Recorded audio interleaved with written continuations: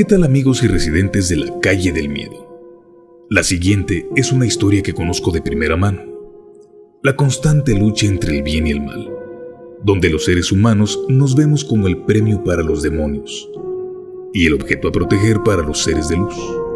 Se trata de una terrible historia real. Eso es por lo menos para quienes lo vivieron. Aclaro que omitiré las malas palabras, las groserías en lo posible, pues estos seres acostumbran a hablar con muchas groserías para infundir miedo. Pero antes de escucharla, te invito a comentar. Regálanos un me gusta y suscríbete al canal de La Calle del Miedo. Yo soy Daniel Barroso y te invito a quedarte con esta experiencia titulada Delirium Tremens. Un encuentro con el diablo.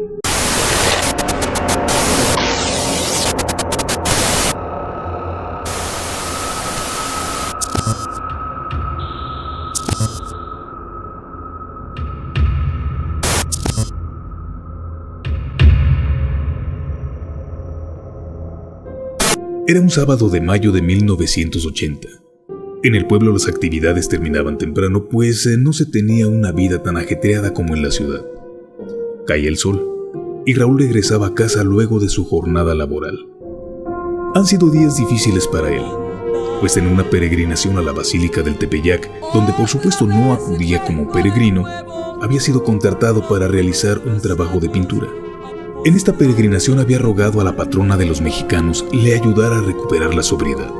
Ya no deseaba tener a su esposa abandonada en un hogar del cual ella tenía que hacerse cargo. Lavando ropa ajena, desgranando maíz para otros, trabajando en lo que le era posible para poder mantener a sus 3 hijos. Ya había intentado dejarlo varias veces, regresando a la casa de sus padres en un poblado cercano. Pero el ruego de los niños, que desconocían lo que era un verdadero padre, siempre la hacía volver cuando iba a buscarla ya sobrio. Eso duraba muy poco. Y aunque nunca la golpeó, tampoco fue un verdadero soporte para ella o para sus hijos, que aún eran muy pequeños. 5 años el mayor, 3 la pequeña y el bebé de casi 1 año de edad. Vivían un tanto de lo que su madre podía ganar honradamente y un poco de la caridad de los vecinos, que le pedían a Raúl que dejara de tomar, que se convirtiera en un hombre responsable para ellos. Le decían que con esa vida un día le iba a salir el diablo, a lo cual él respondía siempre burlándose: ese no existe, y si existe, entonces soy yo. El pueblo entero lo conocía como un borracho sin remedio.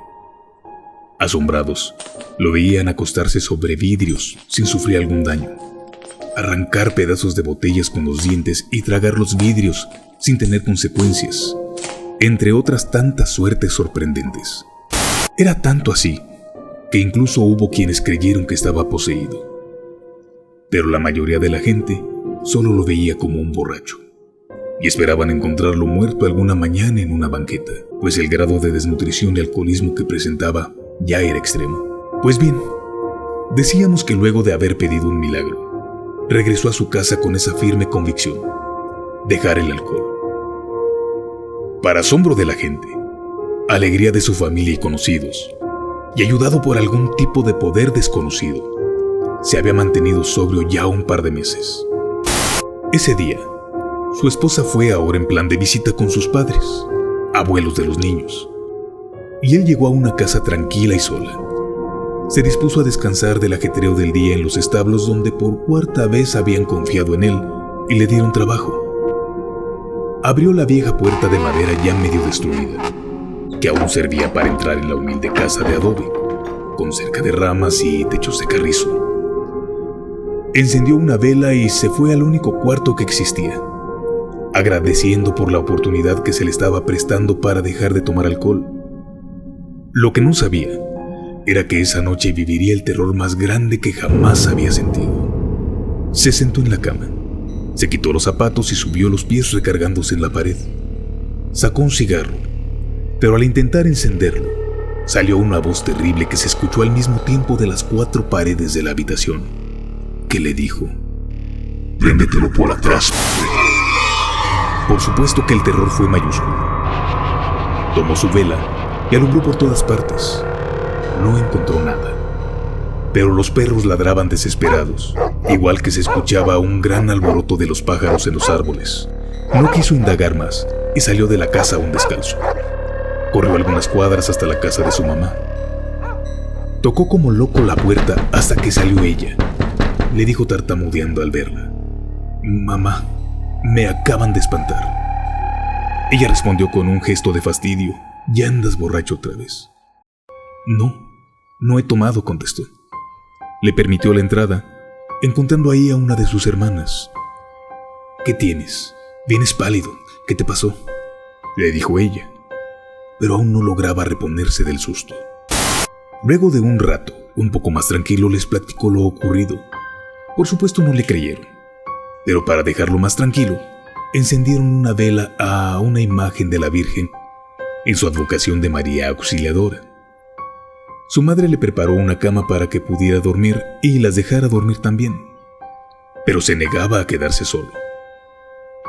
Entonces pusieron entre sus manos una estampita de la Virgen que había sido bendecida en el templo del pueblo, y lo dejaron. En ese momento, ya el pueblo estaba desierto.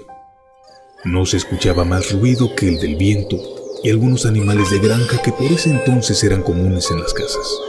Habían pasado algunas horas. Ya estaba avanzada la noche y al parecer todo había quedado en una horrorosa experiencia para él. Por fin pudo conciliar el sueño. Sin embargo, despertó abruptamente cuando algo empujó la cama donde dormía desde abajo. No sabía si quería tirarlo de la cama o solamente jugaba con él. El terror y su presa nuevamente de Raúl, que se aferró a las cobijas y sábanas como si éstas pudieran protegerlo. Lo que fuera que hacía esto, se detuvo de súbito para solo mostrar un bulto, como de un lomo empujando por debajo del colchón. Raúl tomó la estampa bendita y la puso sobre el bulto, que con un terrible rugido de bestia se movió al lado contrario de la cama, donde nuevamente la colocó, repitiéndose la acción de aquello. Fue cuando comprendió que realmente tenía una protección en la estampita que portaba en sus manos. Tomándola de tal forma que la exhibía hacia la cama, quiso salir corriendo del cuarto y de un salto salió del colchón y corrió a la puerta, donde se topó con otra figura. Era su hermana, que iluminaba el lugar con una vela y había salido a buscarlo cuando lo escuchó gritar.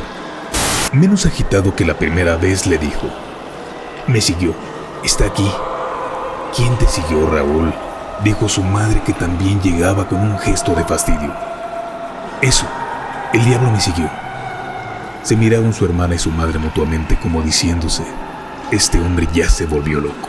En eso se encontraban cuando de repente, sin aviso, cayó de espaldas como si algo lo hubiera jalado con fuerza de regreso a la habitación.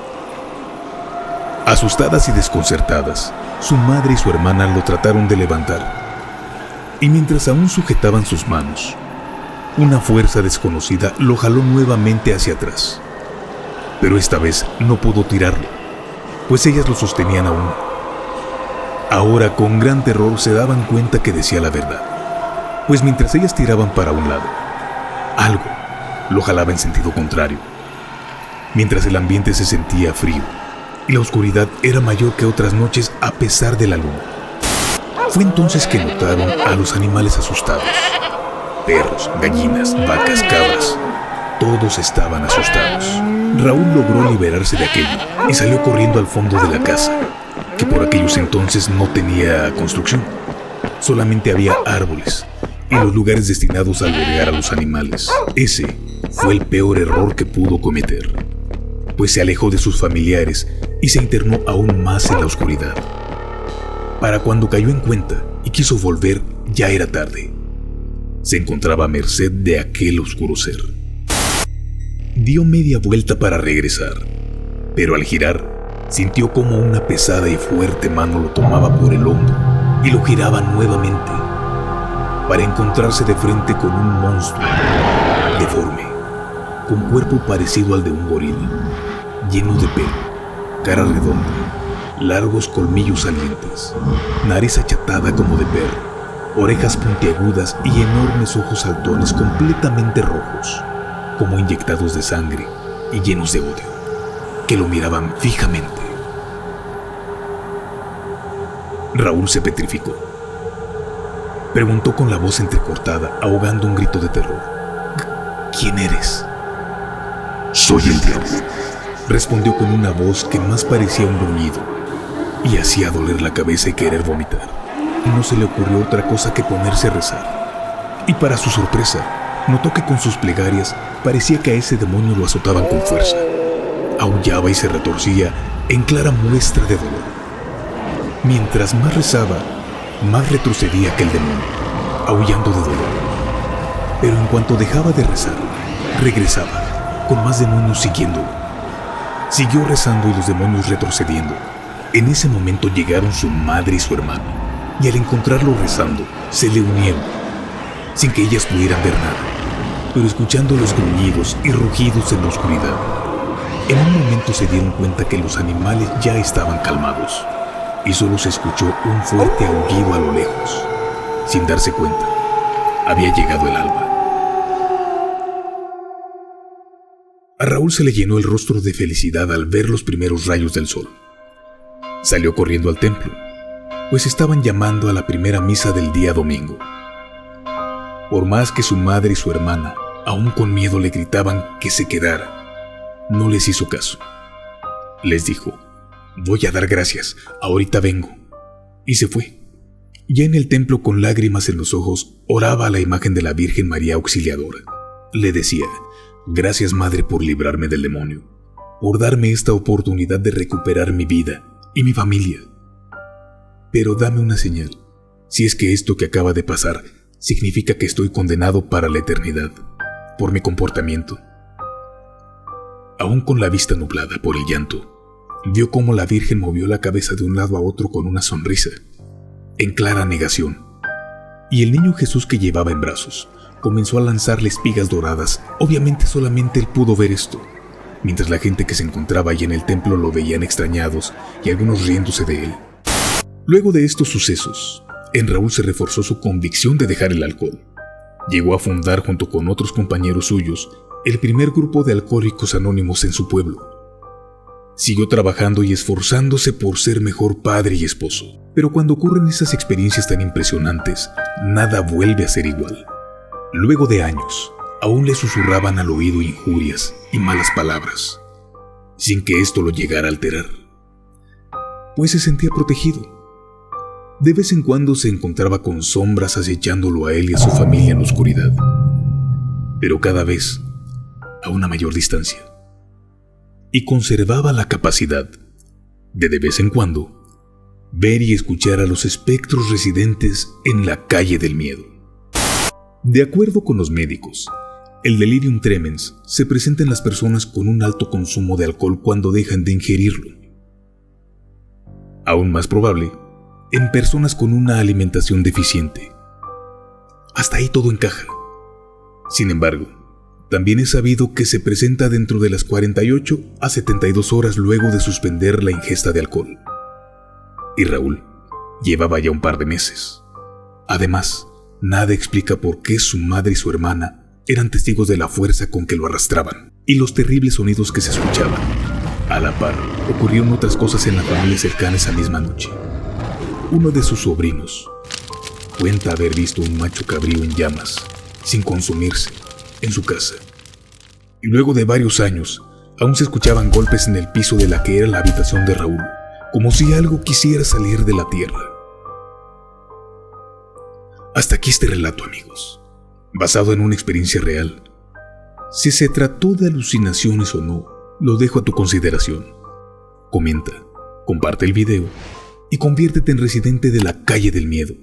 Suscríbete al canal de YouTube y recuerda que los seres de oscuridad no les interesa si creemos o no en ellos. Están siempre al acecho y son residentes permanentes de la calle del miedo. Hasta la próxima.